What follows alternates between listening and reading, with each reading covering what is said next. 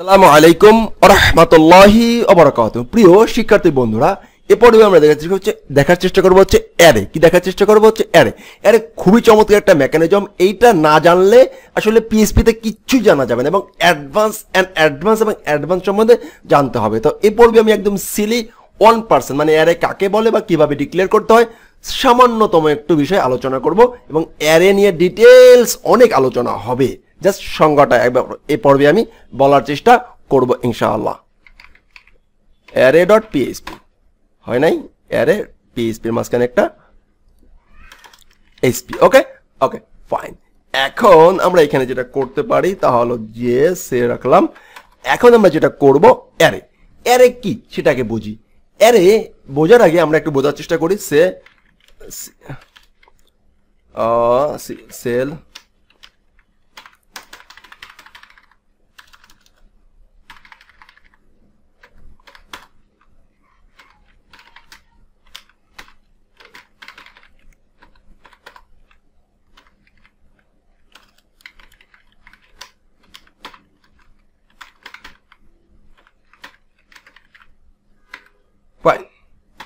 এই তিনটা ভেরিয়েবল আমরা তিনটা ইনফরমেশনের জন্য রাখলাম, রাইট না? এখন যদি এমন একটা মেকানিজম আমরা পেয়ে যাই যে মেকানিজমের মাধ্যমে আমাদেরকে এই রকম তিনটা ভেরিয়েবল ডিক্লেয়ার করতে হবে না, এই তিনটা ভেরিয়েবল ডিক্লেয়ার করতে হবে না, একই জাতীয় জিনিসগুলো আমরা একটা পাত্রে রাখতে পারবো। চমৎকার হয় না? অবশ্যই চমৎকার হয়। তাহলে দেখুন সেই জিনিসটা আমরা কিভাবে করতে পারি এবং এইটাকে বলা হবে হচ্ছে অ্যারে। তো আমরা যদি বলি হচ্ছে যে কি ইনফো পারসন ইনফোস ইকুয়াল অ্যারে নামে একটা ফাংশন আছে। অ্যারে নামে একটা ফাংশন আছে। কি আছে? অ্যারে নামে একটা ফাংশন আছে। ওকে, এই ফাংশনের ভিতরে আমরা ভ্যালুগুলো পাস করে দেব। এই যে এক নম্বর ভ্যালু আমরা পাস করে দিলাম, এখান থেকে কাট করে এখানে রাখলাম। একটা থেকে আরেকটা সেপারেট করার জন্য কমা দিব। অ্যারের একটা থেকে আরেকটা আলাদা করার জন্য কমা দিব, এটা মনে রাখতে হবে। অ্যারের একটা ভ্যালু থেকে আরেকটা ভ্যালু আলাদা করার জন্য কমা ব্যবহার করব, সেপারেট করার জন্য কমা ব্যবহার করব, অ্যারে সেপারেটের জন্য কমা ব্যবহার করব। আমি কিন্তু অনেকবার এই কমাটা উচ্চারণ করলাম, এটা মনে রাখতে হবে, কারণ অ্যারের একটা ভ্যালুতে আরেকটা ভ্যালু আলাদা করার জন্য কমা ব্যবহার করতে হবে। ওকে ফাইন, আমরা কমা ব্যবহার করলাম এন্ড এইটাকে এখানে রেখে দিলাম। লাস্টেরটা আবার কমা ব্যবহার করতে হবে না। ফাইন, এই মেকানিজমের ভিতরে এই তিনটা ভ্যারিয়েবল আমরা তিনটা ভ্যালু আমরা পাস করে দিলাম। এই ফাংশনটার ভিতরে বিল্ট ইন ফাংশন, এটা পিএইচপির বিল্ট ইন ফাংশন। কি নাম? অ্যারে।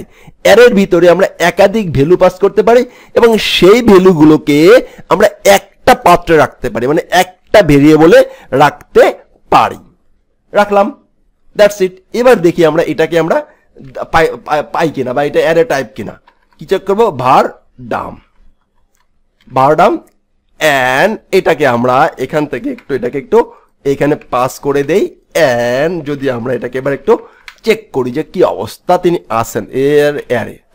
ফাইন, এই দেখেন এখানে তিনটা অ্যারে আছে, মানে তিনটা ভ্যালু আছে। এটা কিছু কাহিনী আছে, আমরা কাহিনী নিয়ে পরে আলোচনা করব।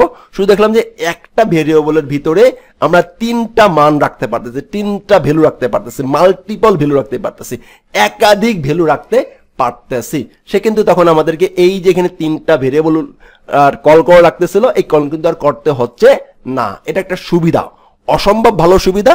এবং শুধুমাত্র এ পর্বে আমি জানালাম অ্যারে একটা ফাংশন, এই ফাংশনের ভিতরে একাধিক ভ্যালু স্টোর করা যায় এবং একটা ভেরিয়েবলের ভিতরে রাখবো, সেই ভেরিয়েবলে সমস্ত ভ্যালুগুলো অ্যাসাইন হয়ে যাবে।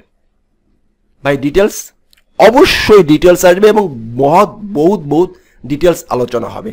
এ পর্বে শুধুমাত্র আমরা ডাটা টাইপ নিয়ে আলোচনা করছি, রাইট। এরপরে আমরা আর একটা দেখতে পাই হচ্ছে অবজেক্ট। এটা এখন আলোচনা করবই না, কারণ একদমই আমরা বেসিক বাচ্চা অবস্থায় আছি। এই ক্লাস অবজেক্ট হচ্ছে ওপির একটা মেকানিজম। যখন আমরা ওপিতে যাব তখন এই অবজেক্টটা ক্লিয়ার হয়ে যাবে ইনশাআল্লাহ।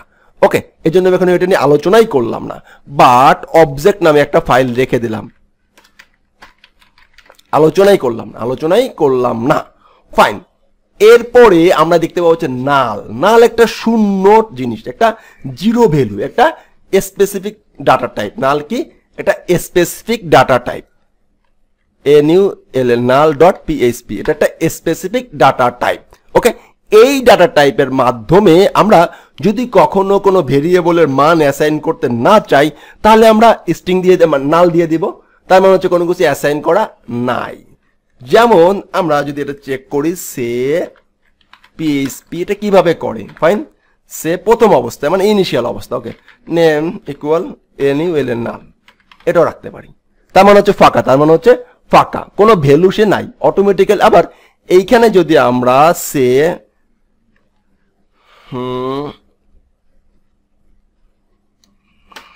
এই নাল ভ্যালুটা আছে কিনা সেটা আমরা চেক করি, এটা আমরা নাল ডাটা টাইপ কিনা, var Dam fine, var Dam এটা ডাটা টাইপ একদম ফুল ফাঁকা, যেখানে আসলে কোনো প্রকার ভ্যালু অ্যাসাইন করা হয় না, সেই সব জায়গায় আমরা নাল দিয়ে রাখতে পারি।